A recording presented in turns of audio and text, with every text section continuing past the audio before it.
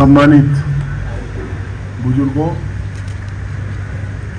नौजवान साथियों, मैं अपनी ओर से, अपने परिजनों और परिचितों की ओर से, अपनी पार्टी की ओर से बड़े भाई श्रद्धेय श्री सत्यपाल मलिक जी को हृदय की गहराइयों से श्रद्धांजलि अर्पित करता हूँ। आदरणीय मलिक साहब के बारे में आप सभी ने बताया, मुझे कहने में संकोच नहीं कि सबसे ज़्यादा जानने वालों में यहाँ भाई साहब जगत सिंह साहब, चचा श्री राम तोमर जी, जमशेद भाई, ओमवीर जी, केसी त्यागी जी और बाद में त्रिलोक त्यागी, ये लोग हमसे ज़्यादा जानते हैं। हम इतना जानते हैं कि जब हम पढ़ते थे तो लोग तारीफ क्या करते थे कि एक वहाँ नेता है, और हम लोग बस में बैठ कर के यूनिवर्सिटी में सुनने आते थे सत्यपाल मलिक जी को, क्या कैसा बोलता है। पर जितना अच्छा वो पढ़ते समय बोलते थे, गवर्नर बनकर के उतना अच्छा नहीं बोल पाए। एक बार हमने इन्हें 1978 में बुलाया शिव चौक पर, हमारी छात्र सभा का, अपने छात्र संगठन का कार्यक्रम था, और वहाँ जो लठ बजवाया भाई, वहाँ लठ बजा, टाउन हॉल में टेंट था एक संगठन का, वो टेंट फूका, ज्ञान कुमार वकील साहब अगुवाई कर रहे थे। हर जगह इनके बड़े समर्थक थे। ये सही है कि राजनीति के कारखाने थे। जब हम इनसे मिलने आने लगे, हमें चस्का लगा राजनीति का, तो हम इनसे मिलने आते थे। तो इन्होंने एक दिन, मैं जमशेद भाई थे, पता नहीं आपके याद है नहीं, मुझे इन्होंने कहा कि हरिंद तू एमएलए बन सकता है। मैं कहा जी वो कैसे? कि तू लोकदल से चुनाव लड़ ले, हार जाएगा मैं तुझे कांग्रेस में ले लूं, हारा हुआ एमएलए। बस मेरा सूत बैठ गया, लोकदल से लड़ लिया, मैं जीत गया। हमेशा बड़े भाई की तरह, गार्जियन की तरह हम लोगों को देखते थे, नाराज भी होते थे, पर नाराज में प्यार था, हमेशा डांटते भी थे। और हमने इनके जीवन को संघर्ष का जीवन के रूप में देखा शुरू से ही। आम किसान के घर में नहीं, गरीब किसान के घर में पैदा हुए, अपनी बुद्धि के बल पर, अपने व्यवहार से अपने साथियों की टीम बना करके, उनके बल पर, उनके कंधे पर बैठ करके, उनका हाथ पकड़ करके इन्होंने छात्र जीवन से राजनीति शुरू की। और जब आदमी कुर्ता सिमाता है तो उसका पहला मकसद होता है प्रधान बन जाऊं, प्रमुख बन जाऊं, और बाद का मकसद होता है कि मैं एक बार महामहिम कहलाऊं। ये केंद्र के मंत्री भी बने और गवर्नर भी 5-5 स्टेट का 4 दिन के पास रहा। और भाई लड़ाई आखिर तक लड़ी। वो दृश्य बड़ा हृदय विदारक था, जिसको पीड़ा हो देखो भाई, कोई ये कहे कि राजनीतिक आदमी को माइक दे दो और ये कहो कि राजनीति ना करिए, रखे घास को चढ़ा रहे हैं यहाँ, राजनीतिक बात तो कही जाती। हृदय विदारक दृश्य था वो, जब राम मनोहर लोहिया अस्पताल में हमसे पहले, सबसे पहले पहुंचने वालों में जमशेद भाई के अलावा एमपी में सबसे पहले आदरणीय जयंत चौधरी जी पहुंचे। वो पहुंच करके चले आए, मैं पार्लियामेंट में पता लगा, मैं गया तो हमारे सामने युद्धवीर जी भी आए, बेनीवाल साहब भी आए, बाड़मेर जैसलमेर के जो एमपी साहब हैं, और डॉक्टर राजकुमार सागवान भी आए। मैं और जमशेद भाई गए एमएस को ये कहने कि फ्रिज की व्यवस्था करा दो। आप सत्यपाल मलिक को जाति और धर्म में बांटते हो? पता उसके लिए फ्रिज की व्यवस्था किसने कराई थी? ना वो मलिक था, ना जाट था, ना हिंदू था, वो गुरुद्वारे के लोगों ने कराई थी। और हमने राणा को तड़पते देखा है, कभी राष्ट्रपति भवन में फोन करे, कभी पीएम में फोन करे, तो कोई सुनने को तैयार नहीं था। बार बार कहा जा रहा था डेड बॉडी उठाइए, हम समझा करके चले आए। राणा जी बैठे हैं मेरे सामने, बार बार फोन कर रहे थे, हम चले आए समझा करके, एमएस को मान गया, चुप हो गया।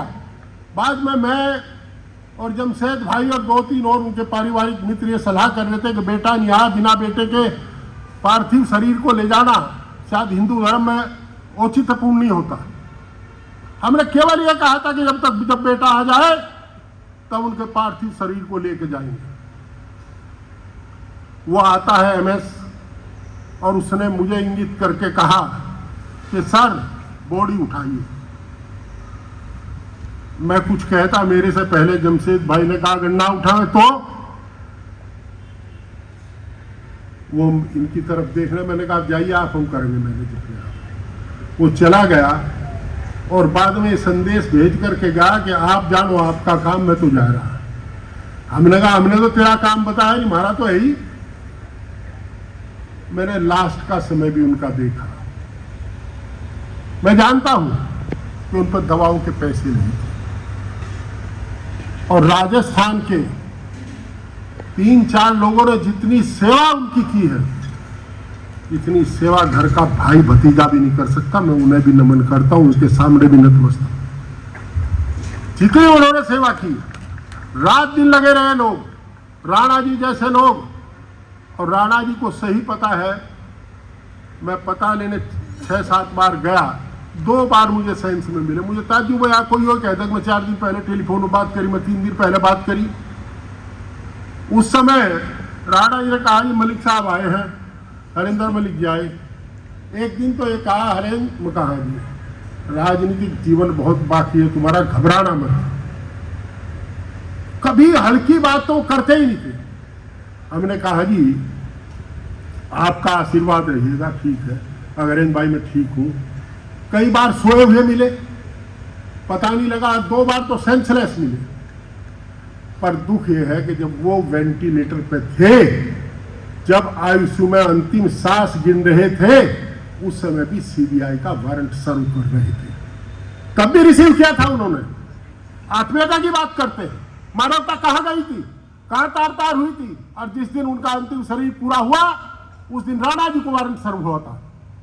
तो भाई हम लोगों के दिल में घाव है, और जब घाव है तो जुबान पर आता जरूर है। फर्जी बात करने वाला आदमी ठीक नहीं होता और ना कमेरा कोई कर सकता। मैंने देखा, मेरे से कई बार चर्चा की वीएम सिंह साहब के संघर्ष की। वीएम सिंह जी आप कह रहे हो आपको नहीं जानते थे, आपके एक एक मुकदमे की उन्हें जानकारी थी। वो कहते हैं हरेंद्र तेरा दोस्त बहुत लड़ रहा है, तू क्या कर रहा है। मगर ये पढ़ा लिखा आदमी, कानून का आदमी, मुझे तो रोड़ा रुका बता दो, कर लूंगा कहीं चल कर सड़क पड़क पर। तो वो हर बात की, किसान के लिए कश्मीर से लेकर कन्याकुमारी तक जहां पत्ता हिलता था, जो सच किसान की लड़ाई लड़ता था, उसे सतपाल मलिक सराहने का काम करता था। इसलिए वीएम सिंह साहब को भी हमेशा सराहने का काम करते थे, हमें नसीहत करते थे इस बात के लिए कि आप नहीं करते, वो कर रहे हैं। मैं उस दिन को कैसे भूल जाऊं। बार बार फोन करने के बाद भी हम लोग अंत्येष्टि स्थल पर वहां इंतजार प्रतीक्षारत रहे कि शायद, चूंकि आदरणीय प्रधानमंत्री जी का ट्वीट आ गया था शोक संदेश का पहले दिन कि शायद कुछ होगा, पर कुछ नहीं हुआ। आपका आशीर्वाद और आपका सहयोग, और मैं मानता हूं अगर वो ये औपचारिकता थी वे पूर्ण हो जाती तो आप आज लोग इस तरह हृदय से, दिल से उन्हें श्रद्धांजलि ना दे रहे होते। आज ही अमरोहा में भी श्रद्धांजलि थी और कल्हावड़ में भी श्रद्धांजलि समारोह तक मैंने वहां भी समय दिया था, वहां भी दिया था। बीच में सिसोली एक मीटिंग होगी जम्मू कश्मीर के उप मुख्यमंत्री सुरेंद्र सिंह जी की, तो अमरोहा तो पंकज भेजा, कल्हावड़ जा नहीं पाया, वहां माफी मांगी। पर हम बड़े भारी मन से, मेरे साथ कई लोग थे, सभी लोगों ने कहा कि भाई ये नहीं करना चाहिए था, परंतु फिर भी आप लोगों ने, किसान परिवार ने ये चाहा कि इस महान व्यक्ति की याद को जिंदा रखा जाए। आप लोगों ने प्रयास किया, आप इसके लिए बधाई के पात्र हैं। और भाई रोहित चौधरी, जमशेद भाई, मुकेश जैन, जो इनकी टीम है, जिन्होंने इसे आयोजन किया, उसके लिए मैं हृदय से आपका आभारी हूँ। निश्चित रूप से एक व्यक्ति जिसका पात्र था, आपने वो प्रयास किया।